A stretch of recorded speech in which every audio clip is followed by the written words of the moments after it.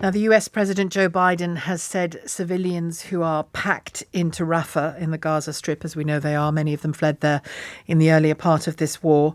He's described them as exposed and vulnerable and says they must be protected.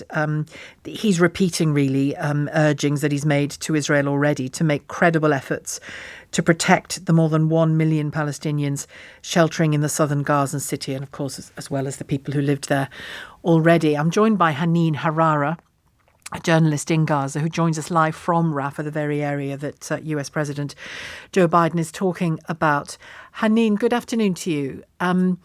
It looks quiet behind you in the middle of the day, but as I understand it, the nighttime is a very different thing. Yeah, actually it is. So we could say it's a dire situation that we are witnessing here at the southern part of the Gaza Strip after 1.5 million people from the Gaza people are evacuating, forced to displaced from their homes and directed to the south by force. And now they are just looking for safety to survive from the shellings and direct attacks. But Rafah is no longer safe place because we witnessed a couple of weeks ago many attacks by air, land and sea even against civilians who have no even shelters. The people who reside in tents with no even essential things. The people are stuck here with crowded spaces. We talk about Rafah city, which is about 55 square kilometers with more than 1.5 million people. So imagine with me, each square meter has just about 27,000 of people. So it make it much crowded. So any attacks could cause a huge massacres here. The last 2 nights, I witnessed personally a huge massacres against civilians around us, around the shelters that we are reside in. I think we have a connection back with Haneen. Haneen, you talked there about people moving closer to the centre of Rafah. Are they doing that independently, or is there some kind of organised movement, organised evacuation of people happening? Yeah. Yes, it's really there's a serious movement from Rafah city to the central of Gaza Strip, Deir al-Balah, al-Nusayrat, al-Zawaida area.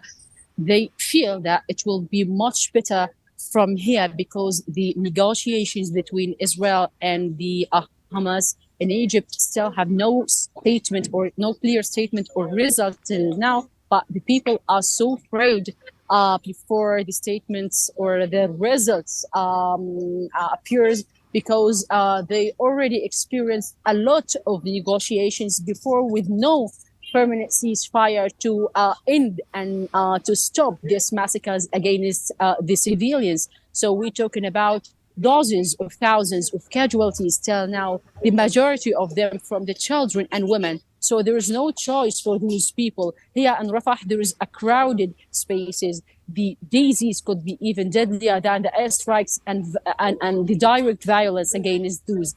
So they have no chance. They forced to evacuate for the 5th or the 6th time at these moments because even the Rafah is unqualified anymore to receive any amount of people in these circumstances.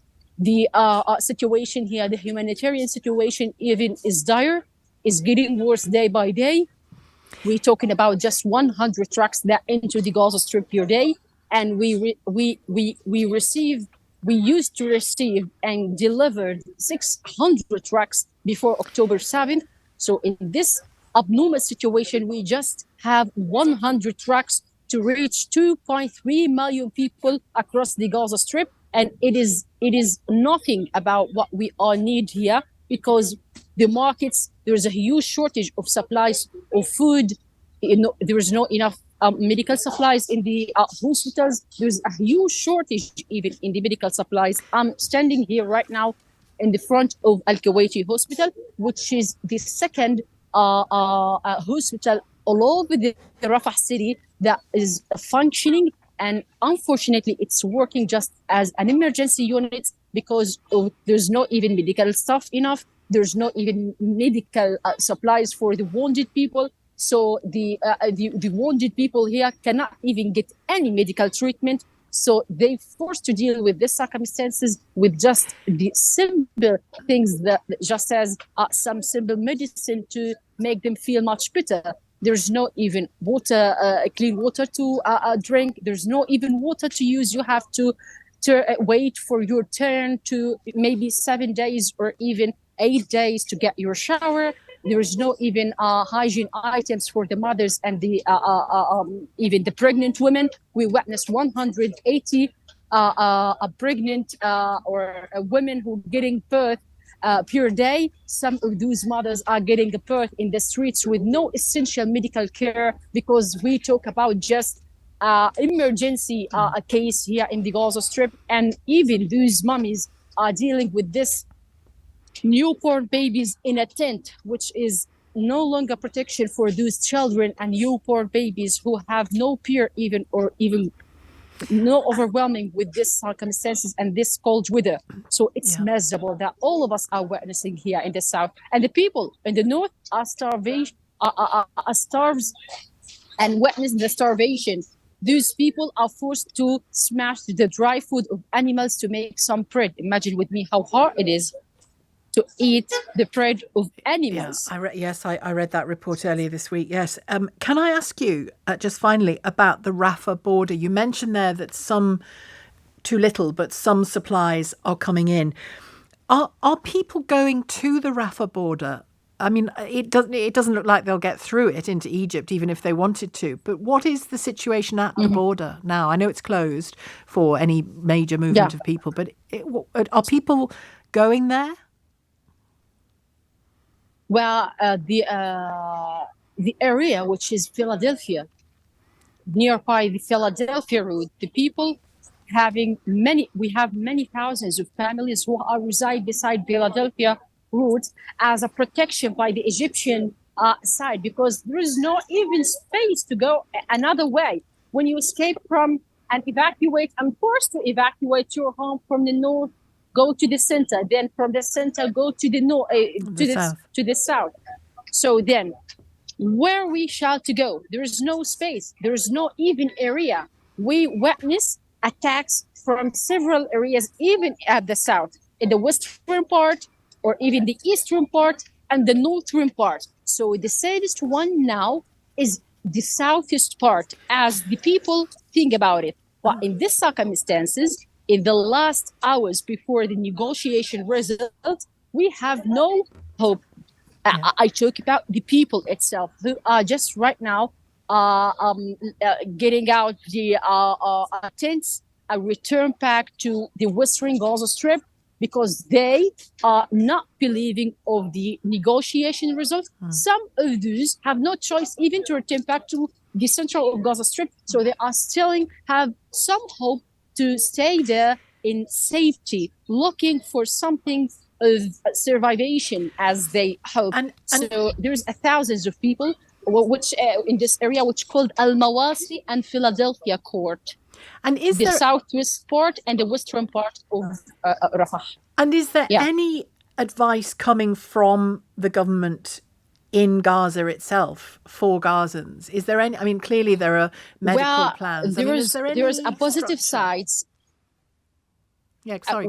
Some just breaking news announced that there is a positive side from the both governments. So we hope that it's gonna be the first step of truce, which be I guess for 6 weeks, 45 days.